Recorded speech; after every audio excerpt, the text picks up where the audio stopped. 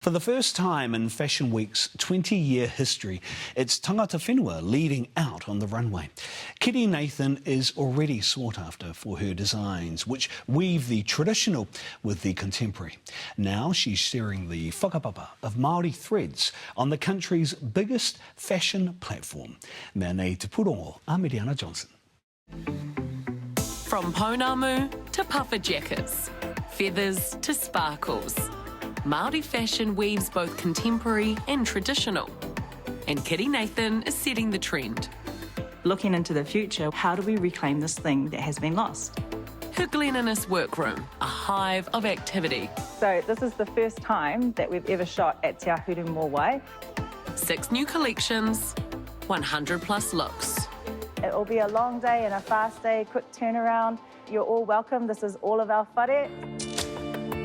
But this isn't her first catwalk.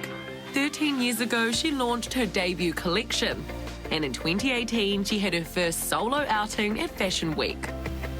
Now, with her new collection, Matariki, I've stepped right outside of my comfort zone because there's so much sparkle. Each dress represents the 9 whetū of the star cluster. This whakaaro Māori is threaded through all her designs. Now she's onto a new collection for her biggest challenge yet, bringing Te Ao Māori to the forefront of New Zealand Fashion Week. For us, this particular runway is an iteration of the way that fashion formed for Māori. I just kind of feel when you do a runway show, and especially one that holds the responsibility of being the first Māori to open, that you need to make some pretty, handcrafted, bespoke and meaningful pieces. 30 pieces stitching together past, present and future. All of our clothes were hand-woven, and that's what we wore. When Pākehā arrived in Aotearoa, Māori quickly adopted new clothing styles. We started to blend. We started to have westernised kākahu as a base, and then we would wear Kura Waati and other pieces over the top. And at some point around the 1900s, all of our kākahu Māori were reserved for the marae and special occasion, and we've never come back from that. We talk about all of our other layers of reclamation within Te Ao Māori, and this is one that hasn't really been broached yet. Her Fashion Week showcase ignites that conversation. Some people will be comfortable literally wearing something that could have been woven traditionally from moka harakeke, and some people won't. Some people will feel comfortable wearing contemporary pieces, smaller pieces, shrugs. It's different for everyone. It's personal.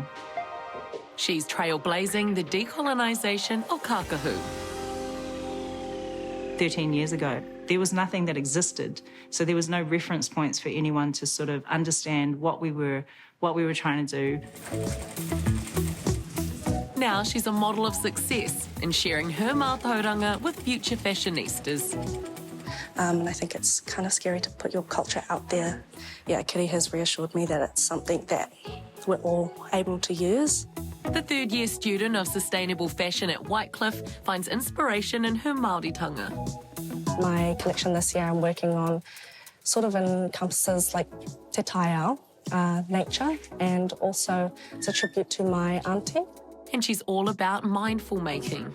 So I worked in retail for the year before I started here, and it was a fast fashion brand, and I started to understand that fast fashion was such a bad thing for the environment. I saw just tons and tons of clothes coming through the doors like every day of the week.